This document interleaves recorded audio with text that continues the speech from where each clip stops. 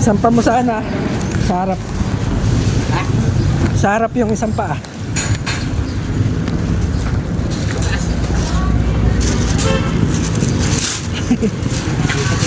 Para ka pa.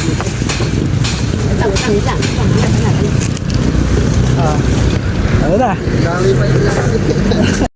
Yan ang ending mga idol. Tagal-tagal binubuo.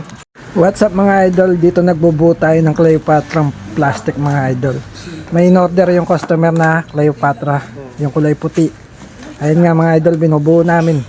Ganyan lang yung pagbuo ng Cleopatra. Sasalpak mo lang yung mga paa. Tapos yung pinaka-brace. Ayun mga idol. Mayroon namang ano yung guide. Hindi ka maliligaw. Pagkakabit mo ng mga paa na yan mga idol, tutornilyo mo lang, okay na yan. Pwede mo nang upuan. At sure na matibay naman yan mga idol. Kaya dito mga idol, fast forward muna tayo. Medyo matagal yung video.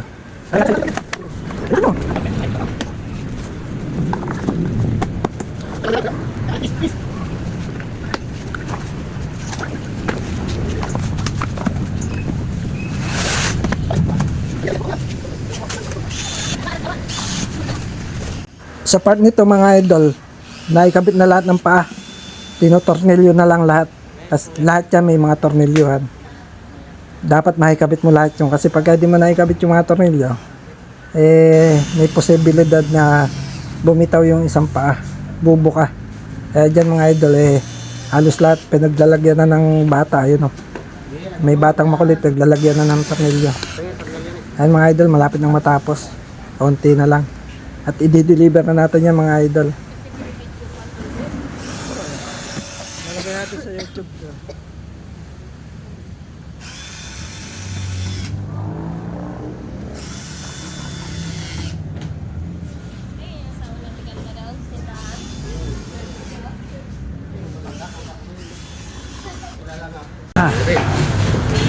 Nasampa na natin sa ano.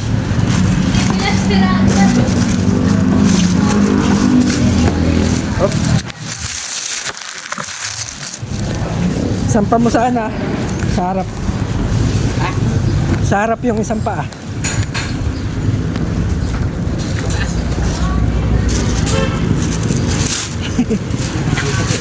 Para ka pa.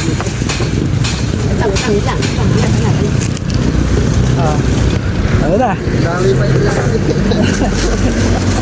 Ilang pa ka kasi. I-deliver na natin yan. Let's go. At dito sa part na to mga idol, malapit na tayo sa customer. Bumabiyahe na tayo. Dito sa part ng papuntang Canlobang mga idol. Kung napapadaan kayo rito, alam yan. Ayun nga mga idol, nagpakit pa tayo. Sana all. Ay mga idol, habang nagdadrive tayo, kumuha tayo ng konting clip sa dinadaanan natin mga idol. Yan ang ending mga idol, tagal-tagal binubuo. Nag-cancel yung customer. Inuwi na lang natin dito sa bahay. Ay nako. Ang tagal-tagal mong binubuo, no? Tapos nag-cancel lang yung customer. Mga customer talaga na ano, men. Yung maawari yung mga isip pa yan. Inuwi natin dito sa bahay mga idol. Ayun lang, napagod lang tayo.